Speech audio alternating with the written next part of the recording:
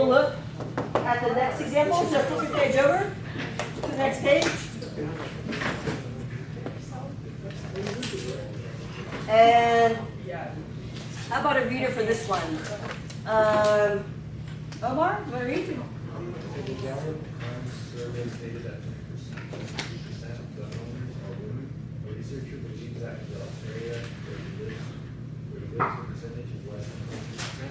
He randomly selects a sample of 100 gun owners and finds that 11% of the gun owners are women at a equal Alpha. at an alpha equals to 0.01%. of female gun owners in this area less than 50%. Great. So, again, no mention of confidence interval or estimate, so it's a test. Is it a mean or a proportion? Proportion. Because there's percentages going on, right? Yep. Okay, so what's the claim?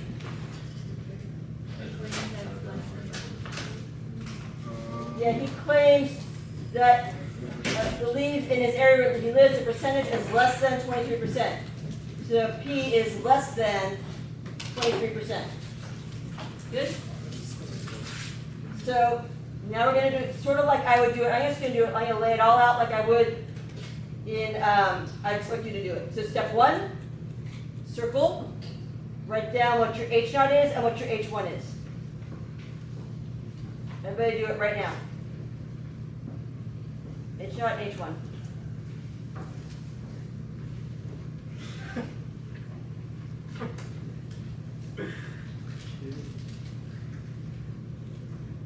Okay, Ryan, what's my H naught? H naught is mu equals 0.23. Nope. P is equal to 0.23. This is a proportion. Oh, true. P is equal to 23% or 0.23, either one. H1. Michaela, what do you have for H1? What's my claim? Less than. One of them has to be my claim, H1 or H naught. So H1 is my claim. P is less than 23%. Everybody are at that part? Yes. Right. My claim has to be one of those. All right, so then step two, find my critical value. So I'm going to draw my picture. So here's my picture. It's less than, so is that left tailed or right tailed? Left tail. So I'm going to draw my picture, shade to the left. This is going to be one-tailed. So one-tailed. And my alpha is what? What's my alpha? 0.01. All right, so now I got to look it up on my table. So let's hop on over to our table. Where'd that table go? Here it is. One-tailed 0.01. There it is there, all the way down. 2.33 or 2. Do you want me to do? I'll do 3 decimal places this time. 2.323. Negative 2.323 or 327, sorry. And then put that in your picture. Negative 2.327.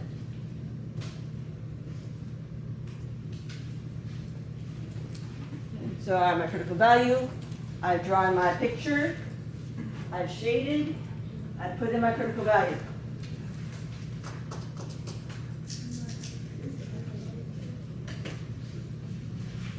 All right. What's my third step?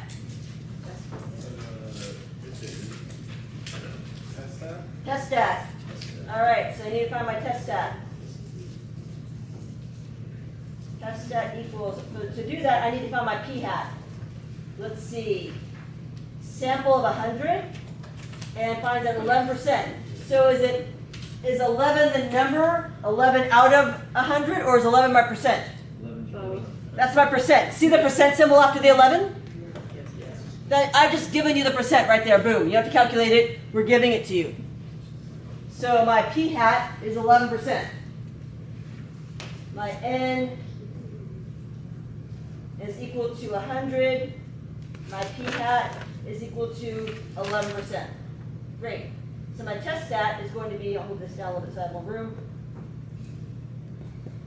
0.11 minus 0.23 divided by 0.23 goes in here, because remember, I'm assuming that whatever is my claim is correct. I'm assuming the proportion is 23%.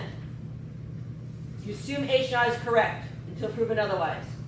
So H naught says my proportion is 23%. I use 23% there. I buy something for 23 cents and give them $1. How much change should I get? 77 cents. Out of over 100. Now I got to calculate it. I'm going to be lazy. I'm going to look it up.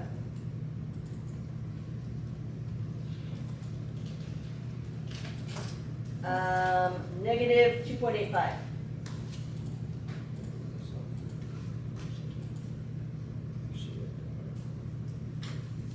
Should I have you folks calculate it on your own? Should we try that?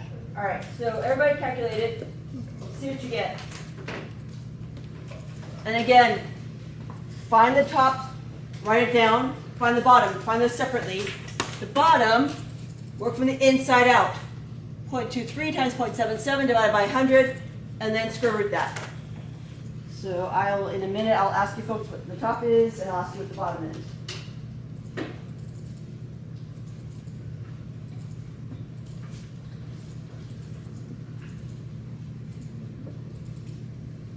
Calculator, on the top, on the bottom.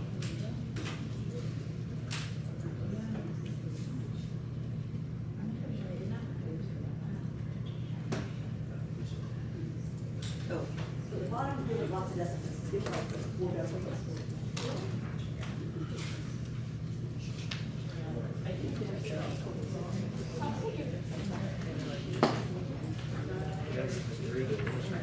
That's like, I know, there is, I don't put something so special, so I just run it, so I forgot on that.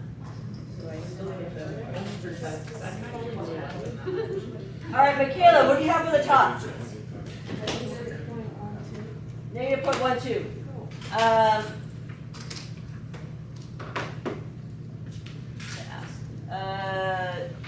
Nathan, what do you have for the bottom?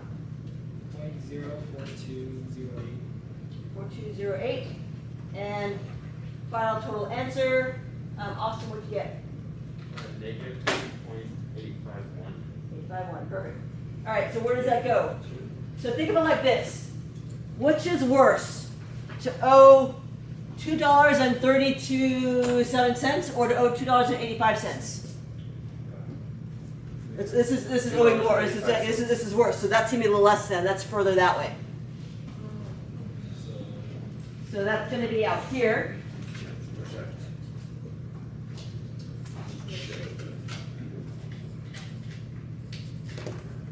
And you should label it critical value so that I know that that's the critical value.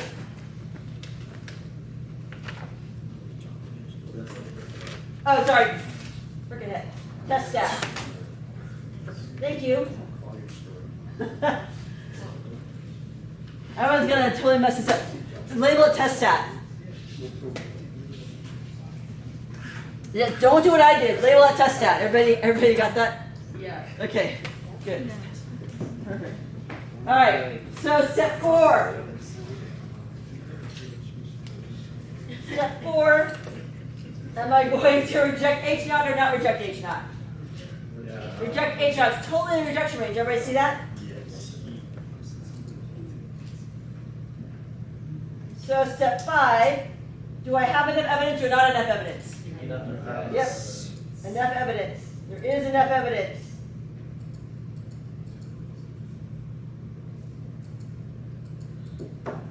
To blank the claim. What was my claim?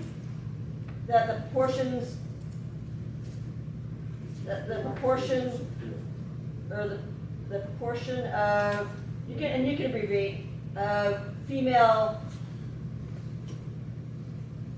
gun owners is less than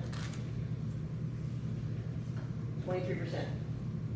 Okay, so what goes in there? Is it going to be, Support. yep. Why is it going to be support? Because what's my claim? Less than, so it's going to be, I'm going to use, this is my claim. Right? Claim was less than claim. So I'm going to use the word support. My claim is H1, number 1, so you're going to support number 1.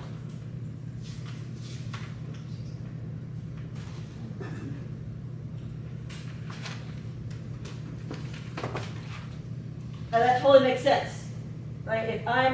If I'm way out here, way out there, that totally supports the claim that it's less than 23%. It looks a lot less than 23%. Is everyone kind of following? Yes? Yes. So lots of evidence to show that I'm less than 23%. All right, great. You folks have now got lab problem 3 to do, depending on, yeah, lab problem 3. I think you should say, does yours say lab problem 3? Yes. Okay. Do lab problem 3. It might say 1, depending on what version of the notes you have. All right, perfect. So everybody, we're going to take a look.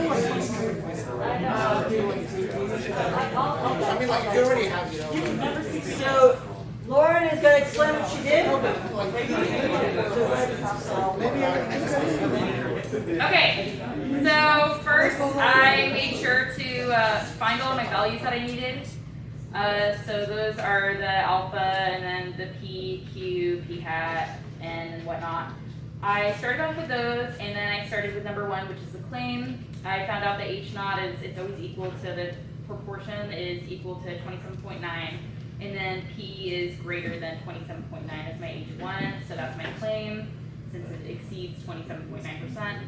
Number 2, I drew my photo, so I decided that it was one tail going to the right, so it's going to be positive. I plugged in the alpha numbers with a critical value, and I got 1.645. Then I went over to solve my equation. I plugged everything in. I got 0.375 minus 0.219, and then it was over the square root of 0.729 times 0.721 over 120. After doing all of that math, I got 2.35, and that was past 1.645, so you rejected H naught, and I wrote out that there is enough evidence to support the proportion of women's physicians to be more than 27%. Perfect.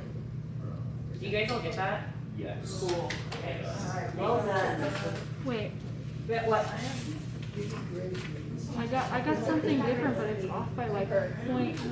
So I'm trying to figure out what I did wrong. If you're off by a very, very small amount, that's right. But I did the same exact number.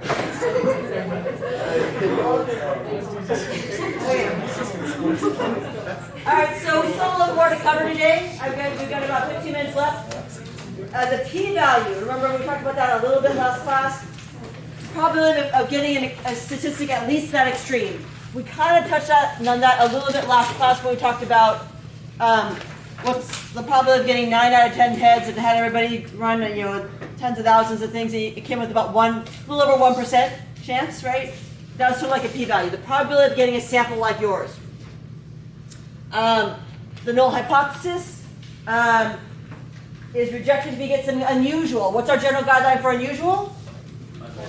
5% or less. So if your p-value is 5% or less, or whatever your alpha is, right? Alpha could be 10% or 1%. So if your p-value is alpha or less, it's unusual. You're going to reject the null hypothesis.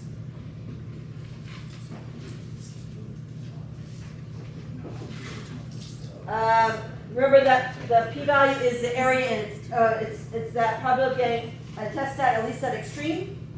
So for a left-tailed, it'd be the p-value would be the same thing as the area in the left tail, left of the test stat. Right-tailed, it'd be the area to the right of the test stat. And if it's two-tailed, it'd be double the area beyond the test stat.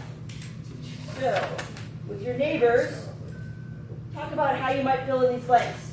Just take 15 seconds. Talk to your neighbors. How do you think you might fill in those blanks? Oh, the p-value is the area in the tail. The p-value is the probability in the tail. Probability in the tail for a test statistics. All right, so what do you come up with? The what? The p-value. Okay, probability of the P-value is the what? I wonder if that might mean the same thing. The blank in the tail. Area of the tail. Yeah, but it's also. So probability and area are the same thing, but typically we talk about the tail, we're talking about areas. But yes, it is the same thing as a probability, absolutely. So if you said probability, that would not be incorrect. This is just a little more correct. So remember, we're going to reject the null hypothesis if the p-value is smaller than alpha. All right, here's an example we did last class. Remember, I had a test stat that ended up having a p-value of 0.0548. Since my alpha is 0.05, we did not reject, right? Because that's not 5% or less. Are we on board? So these ones are, they should have been, oh, do lab problem number 2. It might be lab problem number 1 on yours, depending on your, what version of the notes you have. This is going to be lab problem 1 or 2. I'm not sure what your sheet says. But this one. Yeah, mine says 1 too. Yeah, it might say 1.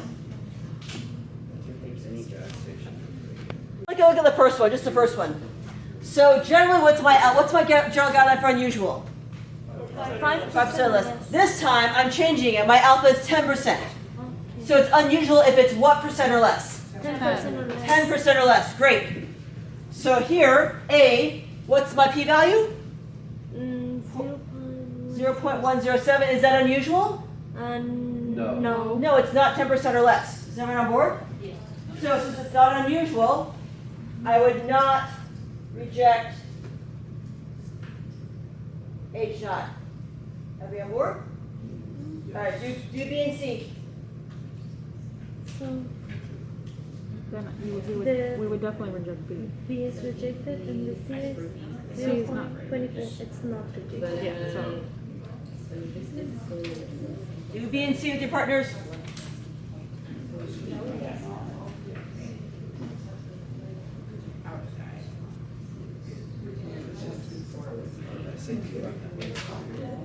If he do not rate it. If it's less than 10%, then you would have 10. If it's more than 10%.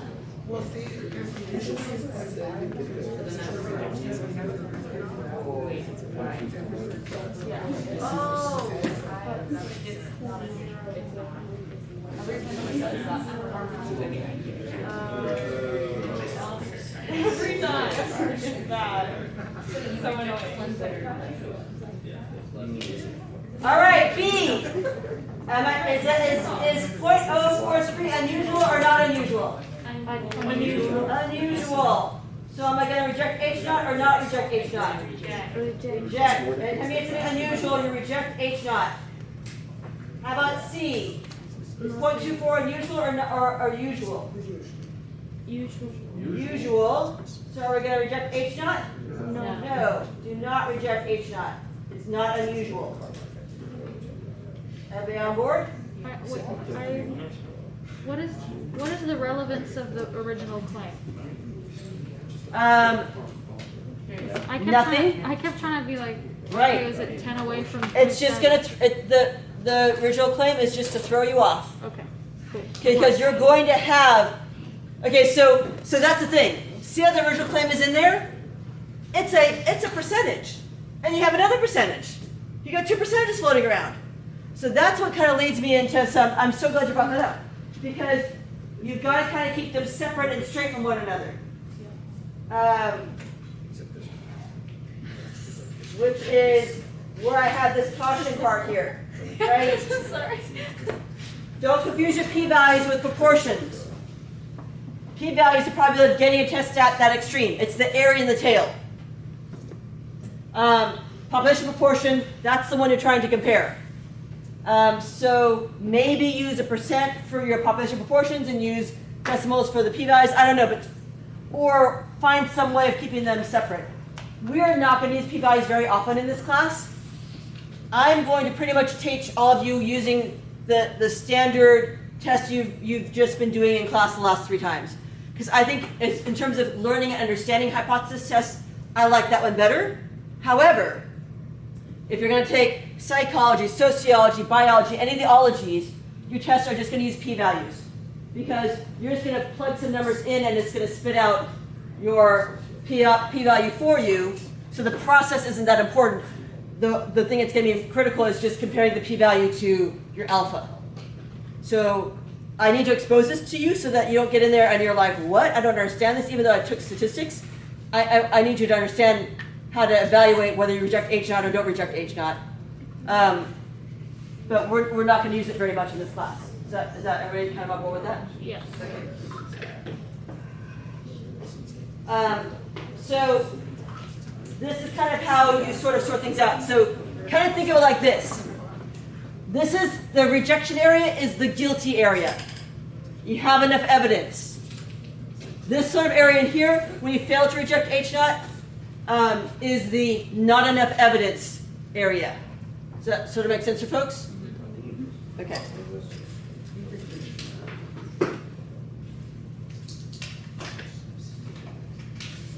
All right. How do you find the p-value? Don't do any of this stuff. Don't worry about it. Don't worry about multiplying by tails. That's crazy. Just use stat test, whatever the test is going to be. And we're going to talk more about that next week. I think I'm going to talk more about this on Monday because I want to try to get you guys at least a little bit into chapter 9 later on. But we're going to do this stuff on the calculators next week, and then I'll be like, oh, p-values, and then you can find your p-values without any issues. Perfect. So last thing I want to mention is, okay, so some of you have something in your notes where you have a lab problem 2 that involves finding p-value intervals. Yeah. Yeah, cross that part out. Oh, okay, cool. Some of you don't have it, some of you do. But if you do have it where it says it's above this slide, it would be above this slide on the page. We're not going to do that. Okay. Great. So here, this is the last slide we're going to talk about, which is talking about comparing things.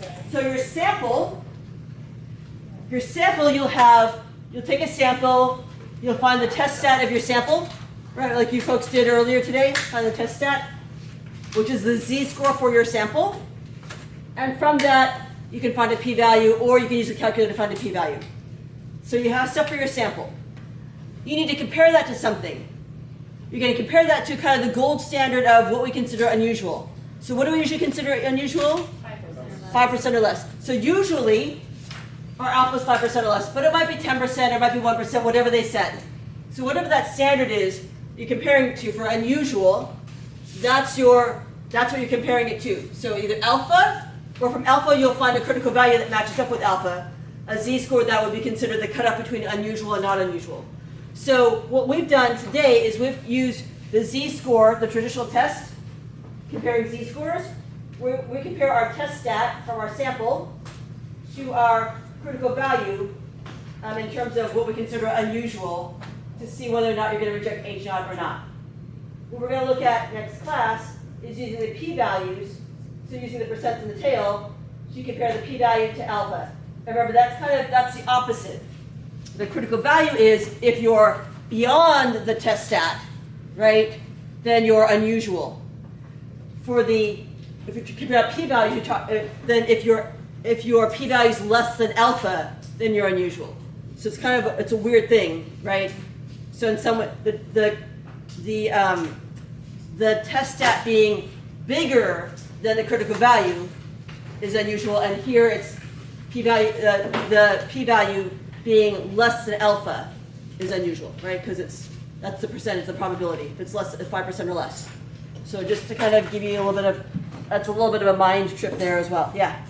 If your value is like exactly on the boundary, what do you do with that? Right.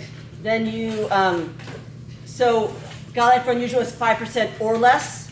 So technically, if it's on the boundary, it would be unusual. Okay. Right. So, but hopefully, I will not give you any problems like that. If you get a problem like that in the exam, then check your work because you've probably done something wrong. Because I will probably not. I'm not going to give you something that's that fine where it'll lie right on top of it like that. All right, have a good couple days, and I will see you folks on Thursday.